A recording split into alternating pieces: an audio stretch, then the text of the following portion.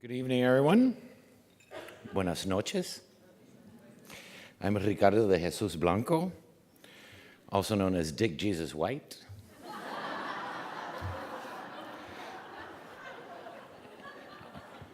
Also known as Ricardito, or Little Ricky in my memoir, which is what I'm here to talk about today. There we go. Okay, perfect.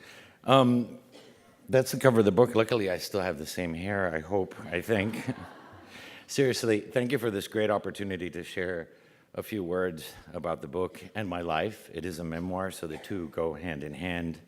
As we are gathered here today around that proverbial campfire to tell our stories and the wonderful ways that when we come together for literature, when we come together for the word, that something magical happens. So I'm so glad to be part of this today.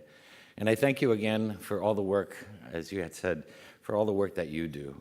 It's a much different and much more complex world than the college days that I remember. I mean, I only had to worry about 3 things in college, and you can imagine what those were.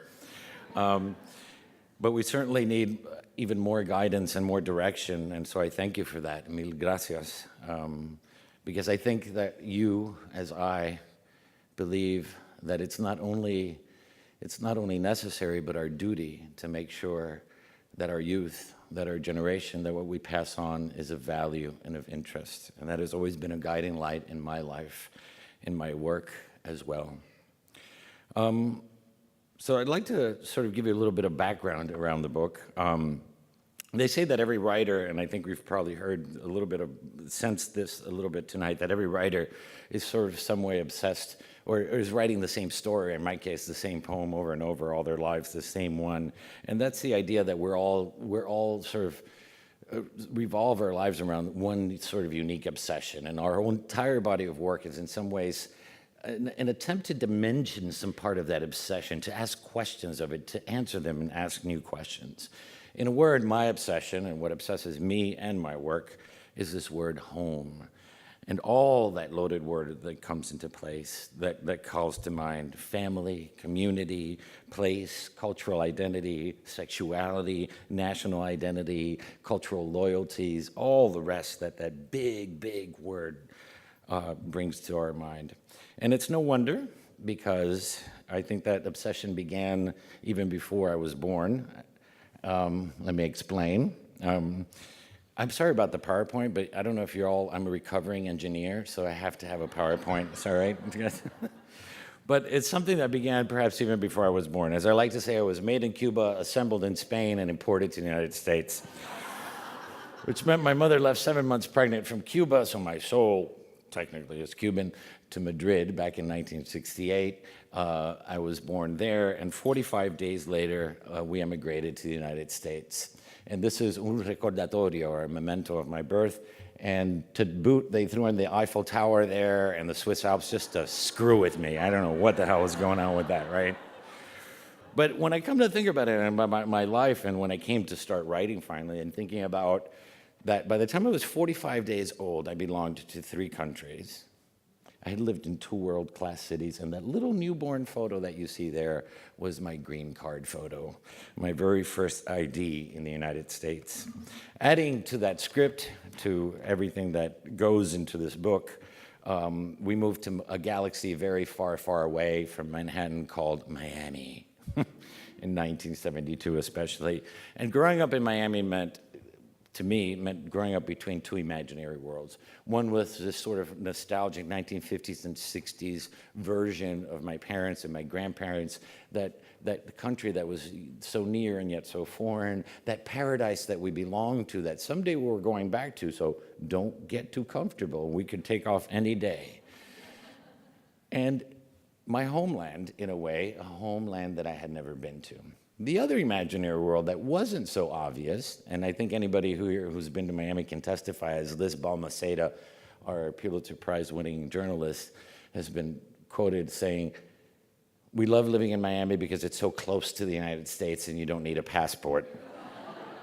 So growing up in Miami was in some ways a very undiverse community. It might be diverse if you're not Cuban, but if you're Cuban, it's absolutely not diverse. The gardener was Cuban, the doctor was Cuban, the mayor was Cuban, the grocer was Cuban, everybody was Cuban. So America felt still like this other imaginary world, this other homeland that someday I'd go to. And how I contextualized it was like every good kid, through TV and commercials and through food, and especially through you know who. That's me in the middle with the same hair, if you ever noticed. So the Brady Bunch became sort of that sort of iconic, and it was more than just a fantasy. It was more than just a misunderstanding. I really believed that just north of the Miami-Dade County line, that this was the way everybody lived. And so I say all this, and I explain all this for you because essentially that's both the physical and the psychological and every sort of landscape of which the Prince of Los Cucuyos, the memoir, takes place in. You'll see little Ricky sort of navigating between those two worlds, trying to understand where he fits in between those two worlds, trying to understand how to make sense of his life, right? And this begins at about age 7. In fact, through several adventures or misadventures, at one time I had considered, but my editors were totally nixed this one, calling the book The Adventures of Huckleberry Blanco, or Running with Mangoes. And I think that's what sold Augustine Burroughs on doing a blurb for me when I told him that. But anyway. Each chapter focuses on a particular relationship, and it takes its cue from that proverbial sense of it takes a village. It does take a village to grow, to raise a child. That idea and how we're mentored, really each of us, each of our unique lives are mentored through those people that enter them. So I'd like to introduce you to some of those characters, some of those mentors, part of that village, and a little bit of a sneak peek of some of little Ricky's misadventures and adventures. Oh, sorry. This is my grandmother on this side, who is this. She was the cheapest, stingiest, cruelest, most like homophobic, xenophobic woman I've ever met in my life. And yet she was my best friend and my cohort. And we always had little plots that we did together. And this is her there on this side. And notice how she's clutching her pocketbook, as we like to say, so close to her. Notice how I'm looking away from her in sheer terror. So on one of our adventures, which is where the book begins, we have a mission to go to El Winn-Dixie. Do we have Winn-Dixies in Texas? Oh, it was the big Americano super grocery store that no Cuban would step foot in because, you might incinerate. So finally, me and my grandmother sort of formed this plot to finally go to our first Winn-Dixie store, where I get my first taste at all those exotic and really wonderful gourmet American foods like Easy Cheese, Pop-Tarts, Swanson TV dinners, et cetera, et cetera. She really is a wonderful character, and in that chapter also, I finally convince her, okay, I'll go buy the turkey, and I bring home a frozen turkey on my handlebars in my bike to finally have a real Thanksgiving with turkey instead of pork, which is what I've been having for 7 years. This is another character, obviously a great person in my life, my mother. That bag that she holds in there takes on mythic proportions in the memoir. It's called La Por si las moscas bag. Not too many Spanish speakers here, right? Which literally means in case of the flies, which figuratively means you have to be prepared for everything, including plagues of flies. And so she had one of everything in that bag. I mean, mosquito repellent, Band-Aids, well, they didn't have hand sanitizer back then, toilet paper, and a pistol that she took on our first trip, which is in chapter 3, to Disney World, because in case a band of crazy Americanos would attack the car. My mother, it's interesting, my mother in my poetry is this very sort of angelic martyr kind of figure. She's a woman who left her entire family in Cuba. every single living relative. In the memoir, she's this control freak. She's like this, like uber, like Cub Scout, completely prepared for everything. And in writing the memoir, I realized, this is the beautiful part of why we write, right? To discover things about ourselves as well. That control freakness of hers was, the woman couldn't lose one more thing in her life. She could not bear it. And she did everything in her life to control everything, to make sure that everything would be the same. You leave 7 months pregnant from a communist country with a 6.5-year-old boy, my older brother, you've done enough in your life. Any case, speaking of my brother, here he is. Oh, sorry, this is my dad. There's two characters in here. One is El Malibu, the 1972 Malibu, which is the symbol of the American dream. It takes on another, it's as mythic as my mother's Por Si las Moscas bag. It's my dad's first new car in America. He would just like polish it. He would touch it as if, he was making love to that thing. And that's my dad, obviously. But obviously it means more than that in the book. Obviously it is that sort of symbolic element of that great American dream that my dad felt. But it was also another thing. It was sort of a distraction for my dad. My dad, as a man of his generation, but also as a man who I think in some ways a little piece of him died in exile too, in that immigration. Here's a man who was a Navy man in Cuba, who had a whole life set and became a butcher in the United States. So there's a little part of him that's in there in the book, and he teaches me something as well. Then, as I was saying, there was my brother, who is 6.5 years older than me, and statistically, I think that is exactly the worst age for two boys to ever be apart. It was a constant fight. He's like my arch enemy, but also, of course, like siblings, my superhero and my cohort, and boy, would we gang up on our parents when. And this is interesting to in the book because there's this whole linguistic thing going on, right? So as soon as we passed the Miami-Dade County line, our parents were at our mercy, and me and my brother became like best friends because we would just lie to them plain out about what people were saying in English. So anyway, that's my brother, and I just love to show this slide because I'm not innocent in this book. Little Ricky is not very innocent. He's a pretty precocious kid. And I used to love to make my mother dress us exactly the same just to screw with him. But there's also, besides all that, there's also, while Ricky is looking for his mythic America in Easy Cheese and in Winn-Dixie and all the rest, there's also a countercurrent, which is really what the book's sort of lifeline comes from. And this is something that I think is very important to me. And that is that he's also connecting with his Cubanness, his Cubanidad. I think there's a common sort of misunderstanding or a general misunderstanding that the children of immigrants or of exiles grow up thinking, oh, I just love being Cuban, or I just love being Latino, and I love eating pork on Thanksgiving every year.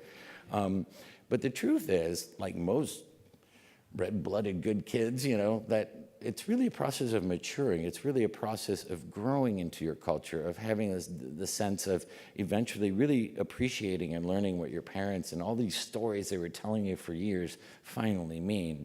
And so that's really where the book sort of pivots for me. And that happens mostly when I go to work at age 12, because apparently child labor laws don't count in exile community families, at my Uncle Gustavo's grocery store called El Cocuyito, or the little firefly. This is a cocuyo. It's a tropical sort of version of a firefly where the eyes light up, and sort of it's the name of the store, and it's also sort of again that sense of magic and of coming of age that all that represents, since you're a kid trapping them in jars and all the rest. So El Cocuyito is a sort of una bodega, a Cuban grocery store, as I said, when I started working there when I was 12, where I really sort of learned to be Cuban, and slowly. And part of it was just through the customers, the employees, the family members that worked there, and all the rest. It was really there where there was a real big turning point in my life, and that's, sort of took years. So just a few characters from there. This is a scene from the store, and this is Don Gustavo, the patriarch of the store, a real sort of no-nonsense kind of guy who sort of takes me under his wing, or crushes me under his wing, and teaches me how to be a real hombre, you know, like apparently men are not supposed to drink from straws, according to him. Crazy stuff like that.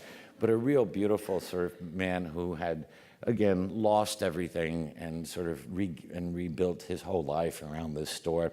And I just love this photo because it gives you a sense of the textures, of the smells, of the colors of this world that I grew up in, with, you know, the cafeteras in the back and the wines and all the rest. This is another character. She's the matriarch. Don Gustavo thinks he runs the show, but of course, as we all know, ladies, it's the women that run the show. And this is his daughter, who is really just the sort of la jefa, the one that really runs the whole store. There she is with her order book, ordering back before there were laser scanners and any of that. But it's really interesting. In the book, she becomes my pal for another reason. She also doesn't fit any of that stereotype of femininity that is expected. None of us played, neither her nor I played to those gender roles. I'm certainly not the picture of machismo. And she certainly, as you can tell from these pictures, you know, in Cuba, she was apparently this pampered princess and whatnot, and she was just a go-getter in that store. So we're both misfits, and we both make this great team. One last slide on the store. This is the cashier, and I just love that photo because she looks like she's about to make love to that avocado. And we're not exactly on the West Coast, but I love showing this in California to tell people that's what a real avocado looks like, right? And this is her daughter, Deisita, which of course I get trapped into dancing, becoming her partner at her quince's party, which is another, sort of folds into another piece of what this book is about. And when I start discovering that I like the dress more than what's in the dress. And so there's this burgeoning and sort of dawning of my sexuality, and sort of negotiating it in the same way that I was negotiating my culture. Where what is this world that I mean? You know, I have these men and these people telling me what a man is. I have these people, you know, I have this Cuba thing on one side. I have the American thing on the other side. So that's part of what's in the book, the famous 15s, Los Quinces party.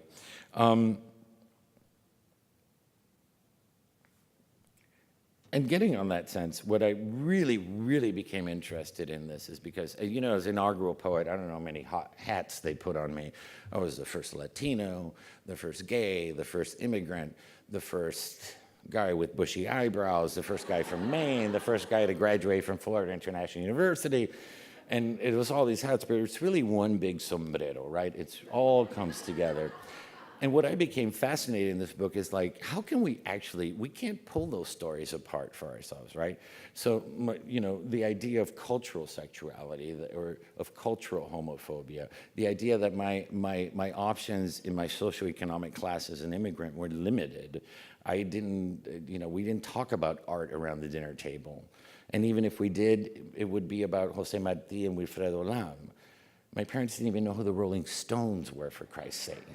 So all these things, really, these complexities that make us all who we are, and from a very, very early age, from all those formative years, is really just fascinates me. They're not 6 different stories. It's really one story.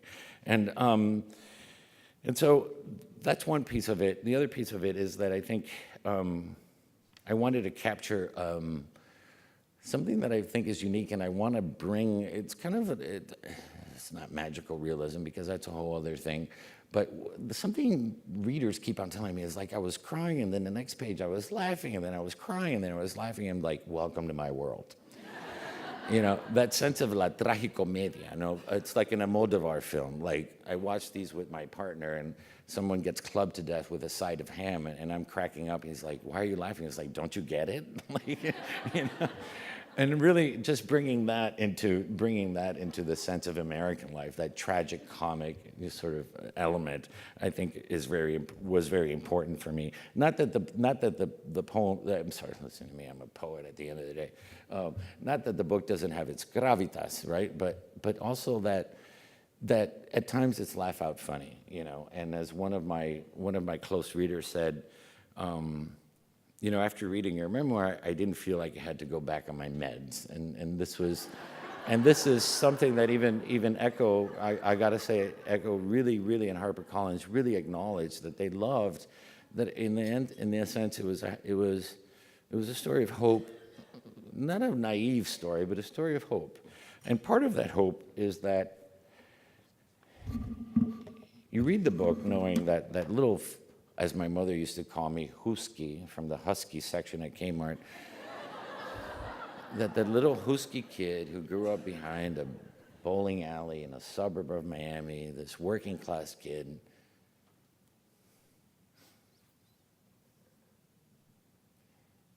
one day gets to experience that. And that can only happen, as far as I can feel, in this country. And so I feel, in some ways, the book, indirectly, is sort of this great sort of American dream story. It's sort of a rags to riches story, though certainly not in the monetary sense, but that's true. It hasn't been that bad, but I'm not gonna go there. Okay. But there we go. I lost my notes. Now it's no. But certainly in the thematic sense, this idea, I'm still wake up every morning and go, did that really happen? Could my mother that grew up in a dirt floor home in Cuba have been sitting right next to me, right there, 10 steps away from the president? So there's that sense of the book. But the most important, I think, long before that National Mall scene and reading that poem, I was just an ordinary kid. And this obviously my parents and me graduating from high school. Long before that, there was a whole other life that existed, and this is really what this book is about. This is sort of the background story. And in fact, that's exactly where the memoir ends. It was very difficult to realize where the memoir would end. And it ends as little Ricky now becomes Big Richard at age 17, standing on the threshold, on that unique threshold that is so powerful between the past and the future, like many of your first-year students that you're going to face, exactly like many of your students that you will face, asking those big universal questions of acceptance and diversity and adversity and identity. Where am I from? Where do I belong? How do I fit in? Who am I? Going over those questions, those details of one's life and upbringing, is what ultimately leads us to understanding, a real understanding of the self. And as the saying goes, you need to know where you come from to know where you're going. And I think that is even more important today with so many distractions and so many places that we think we belong to. And ultimately, I think what this book can do for your students has done. Why?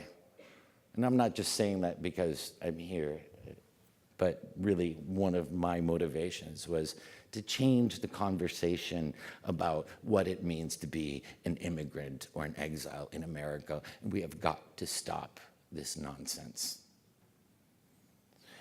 And by that I don't just mean Latinos, I mean every single sort of background, every single ethnicity that you can imagine. We are a country made up of all these different people, and it's the very fabric of who we are.